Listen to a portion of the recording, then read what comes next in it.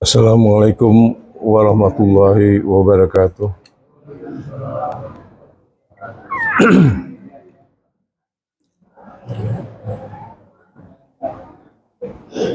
Innal hamdalillah nahmaduhu wa nasta'inuhu wa nastaghfiruh wa na'udzu billahi min shururi anfusina wa min sayyiati a'malina wa may yahdihillahu fala mudhillalah wa may yudlil fala hadiyalah. Asyhadu an la ilaha illallah wa asyhadu anna Muhammadar Rasulullah. Wa asyhadu anna Muhammadan abduhu wa rasuluh. Amma ba'du.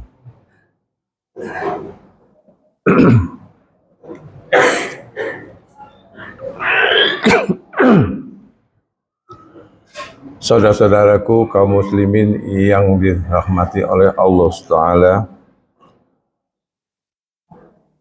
puji syukur kita sampaikan kehadirat Allah SWT yang hingga saat ini kita telah diberi limpahan rahmat dan hidayah kepada kita, terutama suatu kenikmatan dan kesehatan yang kita miliki di dalam bulan Ramadan ini. Pada hari ini kita telah menyelesaikan 12 hari berpuasa.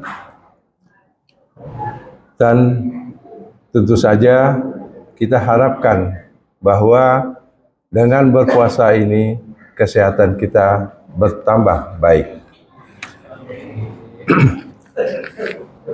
Orang sering mendengar bahwa berpuasa itu bertambah sehat. Kata-kata ini biasanya sering diucapkan setiap orang, tapi mungkin barangkali belum mengetahui secara ilmiah kenapa berpuasa itu menjadi sehat. Saya sampaikan di sini ada seorang pemenang Nobel tahun 2016 berkebangsaan Jepang bernama Profesor Yoshinori Ohsumi. Dia mengatakan bahwa bila seseorang berpuasa di antara 6 sampai 18 jam, maka tubuhnya akan membentuk suatu protein yang dinamakan autofagisome. Jadi kalau kita lihat dari nama saja melihat bahwa sel protein itu akan memakan sel-sel yang lain. Dan ternyata memang demikian, bahwa sel protein yang tumbuh karena orang itu berpuasa, orang berpuasa itu sel-selnya juga lapar, maka dia membentuk protein yang tadi dinamakan autofagisome. Autofagisome inilah yang nantinya akan memangsa sel-sel yang rusak, sel-sel yang mengandung bakteri penyakit. Kalau kita ibaratkan, ternyata bahwa autofagisome itu adalah suatu sapu raksasa yang akan menyapu, menseleksi mana sel-sel yang masih baik dan yang tidak. Sel-sel yang rusak tadi yang mengandung bakteri, virus segala macam akan dimangsa oleh sel protein kita tadi. Dengan demikian akan terseleksi dan tumbuh sel-sel baru yang lebih sehat dan lebih baik. Yang inilah proses ini yang kita namakan proses detoksifikasi. Jadi sama sebetulnya maksud proses detox, sehingga sel-sel tadi tumbuh dengan warna yang baru dan lebih sehat. Sel-sel tadi yang kita ibaratkan suatu sel yang hampir mati dan rusak akan dikumpulkan dan kemudian dibuang. Jadi itulah maka sebabnya kenapa dikatakan bahwa kita berpuasa maka menjadi makin sehat gitu. Karena apa? Sel-sel kita memang tumbuh sel-sel baru yang lebih baik. Ini saya sampaikan kenapa kita sering dianjurkan untuk berpuasa, dan berpuasa itu akan menjadikan kita lebih sehat.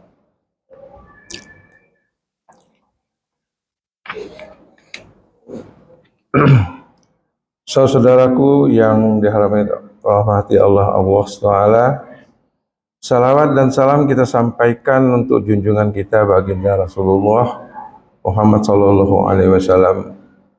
Beliaulah yang telah menuntun kita, menuntun umat manusia dari gelapnya kehidupan ke kehidupan yang lebih terang.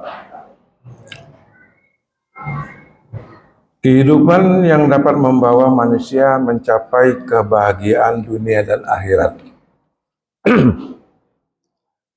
Selanjutnya tentu kita berupaya bahwa kehidupan kita itu menjadi kehidupan yang berkualitas. Kita tidak saja menerima begitu saja, tetapi juga kita harus berupaya, berusaha menjadikan hidup kita ini yang lebih berkualitas. Secara alamiah, kalau kita lihat siklus kehidupan, yaitu mulai dari dalam kandungan, kemudian lahir, dan kemudian timbul masa balita, kemudian dewasa, dan akhirnya lansia. Dan lansia ini adalah batas terakhir kelompok yang menghantarkan manusia-manusia itu ke dalam batas kehidupan. Jadi setelah itu game gitu. Nah, kalau kita lihat bahwa dari masa siklus kehidupan itu ternyata ada kelompok yang saya ingin kita bicarakan, kita bahas hari ini, yaitu kelompok tentang lansia. Mengapa lansia ini yang saya pilih untuk kita bicarakan? Bukan karena saya seorang lansia, bukan. Bukan karena di hadapan saya ini bapak-bapak adalah lansia. Kalau lihat ke kiri, lihat ke kanan, pasti lansia semua itu. Nah, ini yang saya kira menarik untuk kita bicarakan. Dan memang di negara kita ternyata lansia ini makin banyak. Saya ambil data suatu tahun 2016, itu lansia kita jumlahnya hanya 22 juta. Tetapi 6 tahun kemudian, tahun 2022, sudah menjadi 31 juta. Saya kira itu suatu perkembangan yang cukup drastis dan cepat, bahwa lansia kita makin banyak. Dan diprediksi tahun 2030, 2035 itu sudah bisa mencapai hampir 40 jutaan. Sekarang tentu saja melihat kondisi ini, apakah kita sudah siap untuk menghadapi kondisi ini, dan tentu saja bagaimana kita memperlakukan lansia itu. Karena saya yakin mau tidak mau kita pun akan menjadi lansia. Ya. Apakah bapak-bapak, apakah ibu-ibu, tentu saja akan menjadi lansia. Lansia itu, apa yang disebut lansia? Kita sederhana saja bahwa lansia itu adalah orang-orang yang berumur 60 sampai 70 tahun, kita sebut lansia muda. Tetapi kemudian lanjut pada usia 70 sampai 80 menjadi lansia dewasa, dan 80 ke atas menjadi lansia paripurna. Ini kalau kita lihat kelompok-kelompok lansia itu. Tadi saya katakan bahwa kelompok lansia ini makin lama makin banyak dan tidak dapat dipungkiri negara kita. Ternyata negara kita ini termasuk kelompok yang cepat sekali tumbuh. Nanti malah dikatakan bahwa kita ini akan tumbuh di dalam suatu penduduk yang tua atau aging population ya. Nah, kenapa kok bisa begitu? Ada 3 sebab kita katakan mengapa lansia ini tumbuh dengan cepat. Pertama adalah tingkat sosial ekonomi kita yang makin baik dan makin meningkat. Sehingga daya tahan kehidupan makin baik pula. Kemudian juga kemajuan di bidang pelayanan kesehatan. Apalagi kalau kita sekarang lihat, pelayanan kesehatan itu bukan suatu hal yang sulit. Kalau kita banding beberapa dekade sebelumnya. Karena kalau kita sakit, kita bingung. Ada duit apa enggak, dan kemana gitu. Tapi kalau sekarang gampang, saya lihat. Hampir semua orang begitu sakit, ambil kartu. Satu kartu ini namanya kartu BPJS atau apa. Mudah dengan mana bisa. Dan Departemen Kesehatan memang sudah membuat suatu jaringan pelayanan yang makin meluas. Sehingga yang sakit pun dapat terlayani dengan baik. Ini alasan kedua. Dan alasan ketiga ya adalah memang tingkat pengetahuan masyarakat kita juga makin meningkat. Dia tahu mana yang ini penyakit yang ringan, mana penyakit yang berat, mana penyakit yang menular, dan mana yang penyakit tidak menular. Sehingga dalam kondisi dia kena, maka dia langsung akan ke tempat pelayanan kesehatan. Ini kemajuan yang kita bisa acung jempol, bahwa dengan tingkat pengetahuan yang makin baik, maka tingkat pelayanan kesehatan juga makin memudahkan masyarakat untuk mendapatkannya. Kalau kita melihat lanjut usia, saya selalu mengatakan lanjut usia dengan singkatan lansia ya, bukan usia lanjut. Kalau usia lanjut nanti takut diplesetkan nanti singkatnya sialan gitu. Jadi makanya saya kata lebih baik lansia, lanjut usia. Ya. Di satu pihak, banyaknya jumlah lansia ini akan menjadi suatu sumber daya yang dapat kita manfaatkan. Kalau dia produktif ya.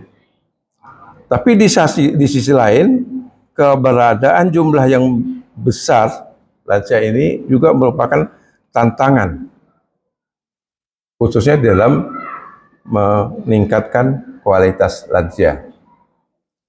Kita lihat bahwa banyak sekali lansia-lansia yang ada di negara kita ini belum mendapatkan perhatian yang saya katakan mungkin yang tepat lagi. Lansia kita belum diperlakukan sebagai suatu kelompok manusia rentan yang harus mendapat perhatian, baik oleh keluarga maupun oleh masyarakat dan bahkan pemerintah. Kalau di beberapa negara, bahwa kelompok lansia ini disebut senior residents. Jadi orang-orang yang betul-betul diistimewakan. Mereka jalan pada satu tempat khusus dengan nama trotoar, dibuat dengan baik, naik bus tidak bayar, ya. Jalan untuk naik bus itu juga jalan dengan mudah gitu, bukan menyulitkan. Saya membayangkan hal ini kalau kita naik Transjakarta di Jakarta, di sana, kalau kita mau naik ke bus itu harus nyebrang suatu jembatan yang harus naik tinggi dan kemudian jauh baru sampai ke haltenya gitu. Nah, di sana juga bahwa kita berdesak-desakan ikut antara yang lansia dan tidak lansia. Nah, ini berarti mudah-mudahan kalau kita sendiri memperhatikan kelompok lansia ini, tentu saja haruslah fasilitas yang diberikan juga harus mendapat yang perhatian kita. Bapak Ibu yang kami hormati, lansia ini memang saya katakan tadi kelompok yang rentan. Kenapa disebut rentan? Karena pada masa lansia ini terjadi penurunan fungsi tubuh. Ya. Jadi terjadi penurunan semua aspek. Mulai fungsi tubuh yang berkurang, dan ini akan terjadi waktunya lama. Inilah yang kita sebut proses penuaan. Kalau kita lihat perubahan-perubahan apa yang terjadi pada tubuh manusia, pertama adalah perubahan biologis. Secara fisik, ya, yang kita lihat terjadi perubahan-perubahan pada sistem saraf, ya. Tadinya mulai melihat sesuatu itu dengan jelas dan terang, tapi sekarang udah mulai kelihatan bahwa agak remang-remang, gitu. Ya. Selama ini pakai minyak wangi, sekarang minyak angin.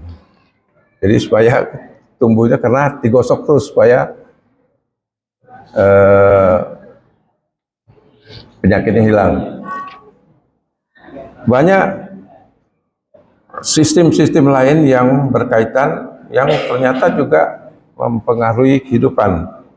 Sistem jantung dan pembuluh darah yang makin mempunyai masalah, sistem pernafasan, sistem genital hormon, ya, fungsi kulit, otot dan tulang, ya, sistem pencernaan, lambung dan otot.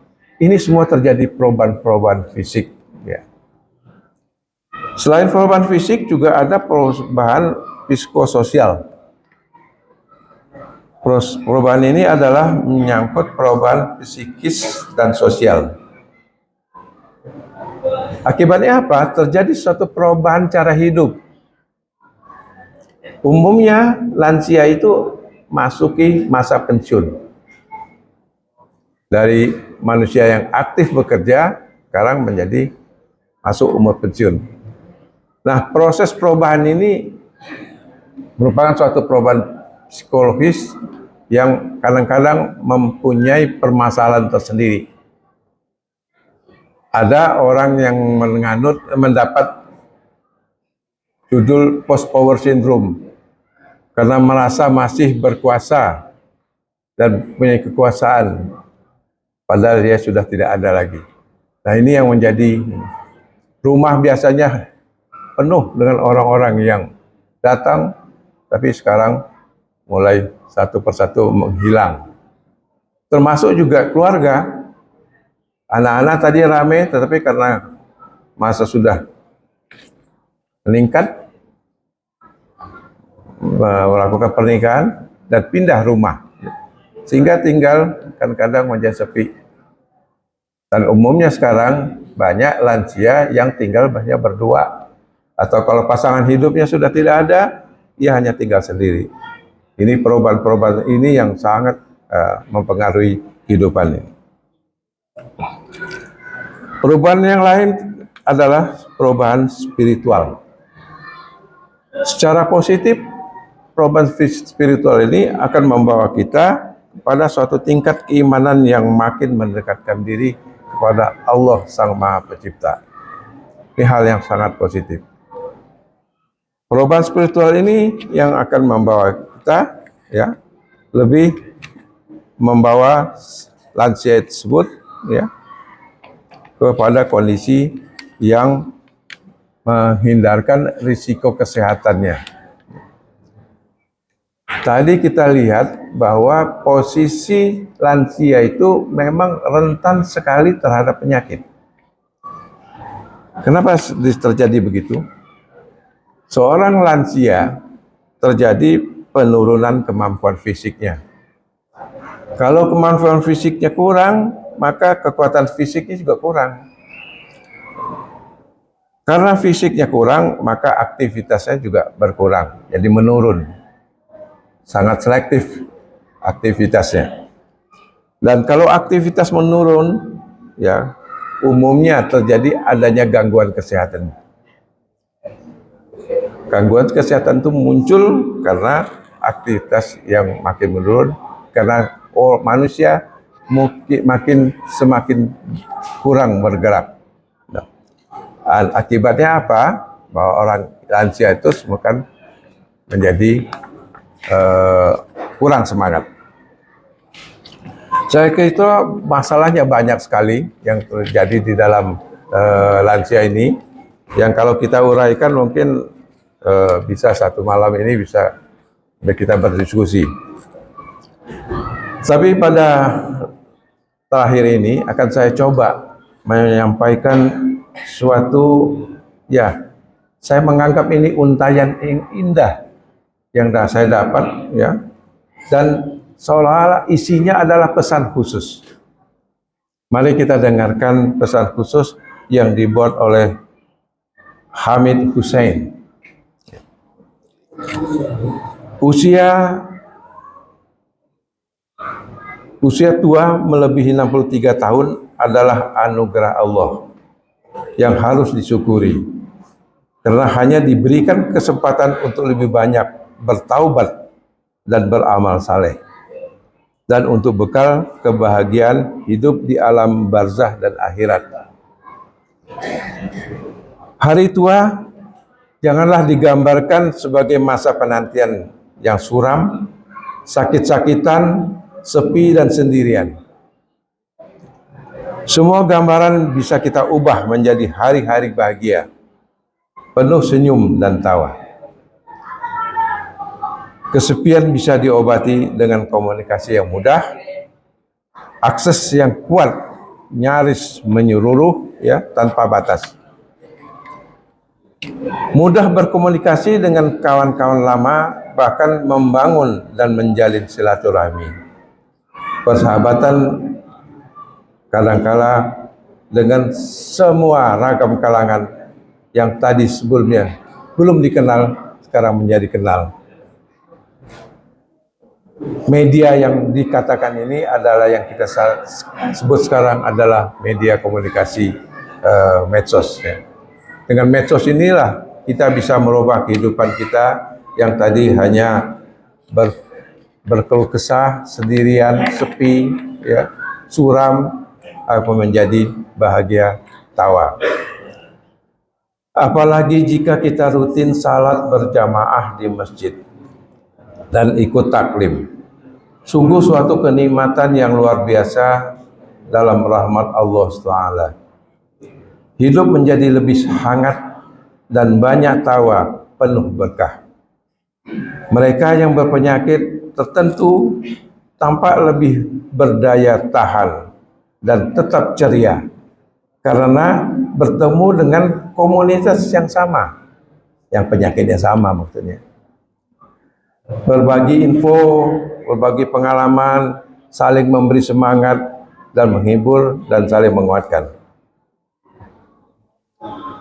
Saya kira inilah suatu gambaran sekilas tentang lansia kita yang banyak mempunyai masalah, dan kita harapkan semoga Allah SWT menganugerahkan kita kesehatan, panjang umur dan kebahagiaan dunia dan akhirat. Semoga juga Allah SWT senantiasa membimbing kita untuk selalu mengingatnya, bersyukur dan beribadah dengan sebaik-baiknya pada Allah Taala. Inilah yang bisa saya uraikan, lebih dan kurang saya mohon maaf. Wabillahi taufiq wal hidayah. Wassalamualaikum warahmatullahi wabarakatuh.